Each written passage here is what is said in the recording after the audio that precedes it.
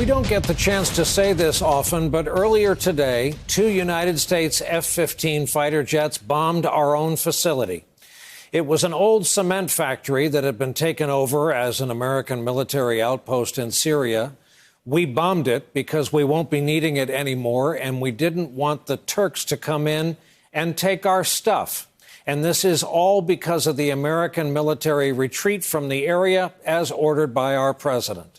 The Wall Street Journal is reporting it this way tonight. The decision to target the base, which included warehouses used to train and equip the Kurdish-led fighters, came after Turkish-backed forces moved on the facility on Tuesday. As the Turkish-backed forces moved closer to the Lafarge cement factory facility south of Kobane, the Kurdish-backed forces set fire to their part of the base and fled. With us tonight, we are so pleased to welcome to the broadcast Admiral James Stavridis, an Annapolis graduate who spent 30 years in the United States Navy, retiring with the rank of 4-star admiral. He happens to be the former head of the U.S. Southern Command. He happens to be the former Supreme Allied Commander of NATO. He also happens to be the author of a new book you will start seeing wherever books are sold. It is called Sailing True North: 10 Admirals and the Voyage of Character. It is a great pleasure to have you here. Thank you for being here. Thank you, sir. What has the U.S., what has our president gone and done in the Middle East? Well, it's hard to imagine how one could, in a single stroke, re-enable ISIS, allow this forest fire, which had almost been put out, to reflash, elevate Iran, a significant part of this, allow Vladimir Putin, the puppet master, to continue his upward trajectory, and simultaneously put war criminal, chemical weapon user Bashar al-Assad in the driver's seat in Syria.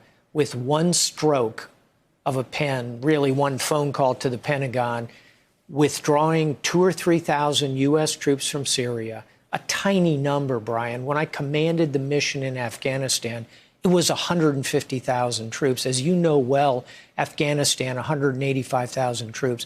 Here in Syria, we pulled 2,000 troops out, and yet that was the small hinge that a big door is swinging on. This is a geopolitical mistake of near epic proportion.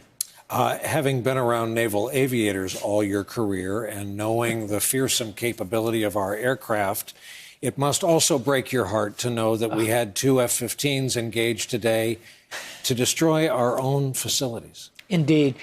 Generally, when a military force is burning its own equipment, destroying in its wake, and effectively cutting and running, the next thing you see are helicopters lifting off of rooftops.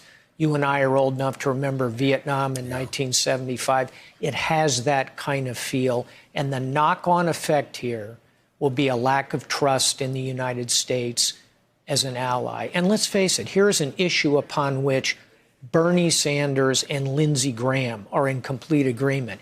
Nancy Pelosi, on one hand, and over here, Mitch McConnell are in agreement. This is a mistake. The president ought to reverse course on this.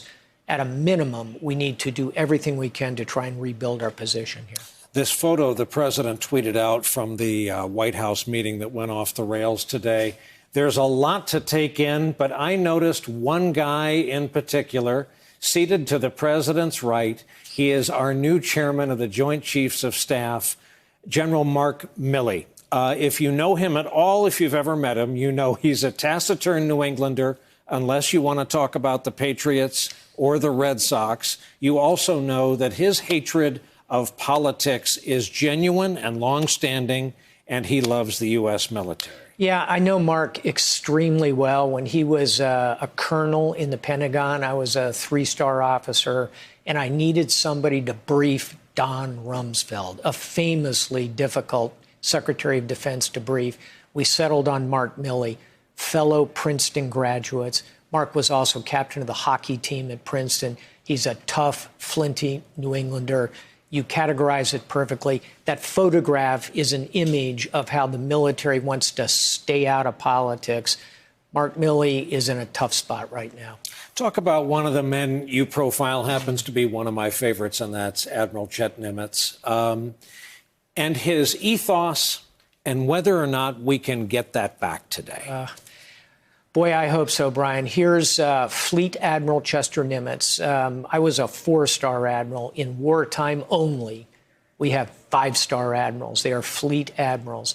Chester Nimitz, Chet Nimitz, came from a small town in Texas, took command of the Pacific Fleet a couple of days after Pearl Harbor. He surveyed his beautiful fleet, and they were sunken hulks in the water, cordite in the air.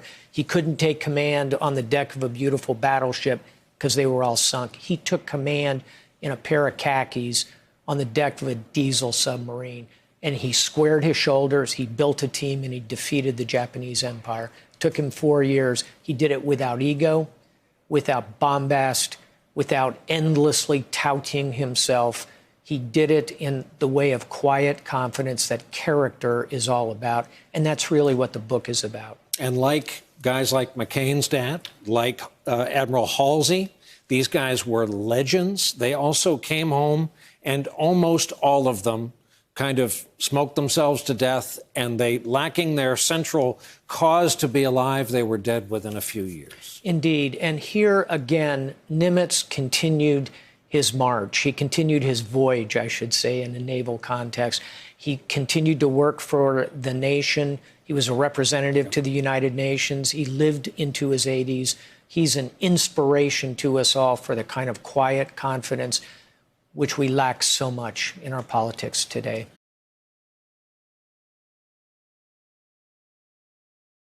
Hey there, I'm Chris Hayes from MSNBC. Thanks for watching MSNBC on YouTube. If you want to keep up to date with the videos we're putting out, you can click subscribe just below me, or click over on this list to see lots of other great videos.